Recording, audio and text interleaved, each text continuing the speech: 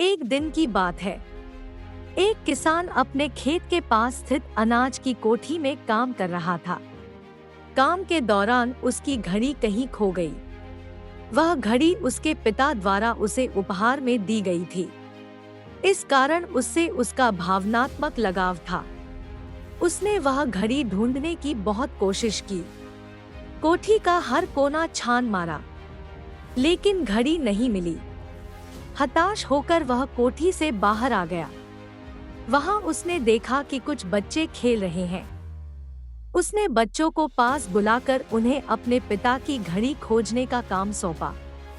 घड़ी ढूंढ निकालने वाले को इनाम देने की घोषणा भी की। इनाम के लालच में बच्चे तुरंत मान गए। कोठी के अंदर जाकर बच्चे घड़ी की खोज में लग गए। इधर-उधर, यहाँ-वहाँ, हर जगह खोजने पर भी घड़ी नहीं मिल पाई। बच्चे थक गए और उन्होंने हार मान ली। किसान ने अब घड़ी मिलने की आस खो दी। बच्चों के जाने के बाद वह कोठी में उदास बैठा था। तभी एक बच्चा वापस आया और किसान से बोला कि वह एक बार फिर से घड़ी ढूंढने की कोशिश करना चाहता था। किसान ने हामी भर दी।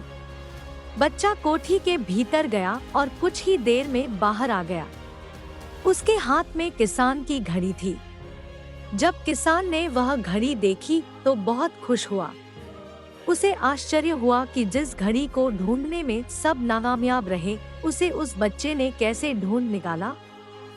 पूछने पर बच्चे ने बताया कि कोठी के भीतर जाकर वह चुपचाप एक जगह खड़ा हो गया और सुनने लगा। शांति में उसे घड़ी की टिक टिक की आवाज सुनाई पड़ी और उस आवाज की दिशा में खोजने पर उसे वह घड़ी मिल गई। किसान ने बच्चे को शाबाशी दी और इनाम देकर विदा किया। इस कहानी से हमें क्या सीख मिलती है?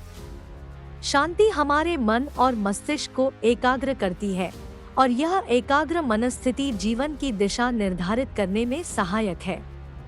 इसलिए दिन भर में कुछ समय हमें अवश्य निकलना चाहिए, जब हम शांति से बैठकर मनन कर सकें। अन्यथा शोरगुल भरी इस दुनिया में हम उलझ कर रह जाएंगे। हम कभी न खुद को जान पाएंगे, न अपने मन को रोक। बस दुनिया की भेड़ चाल में चलते चले जाएंगे। जब आँख खुलेगी तो बस पछतावा होगा कि जीवन की ये दिशा हमने कैसे निर्धारित कर ली। हम चाहते तो कुछ और थे, जबकि वास्तव में हमने तो वही किया जो दुनिया ने कहा। अपने मन की बात सुनने का तो हमने समय ही नहीं निकाला।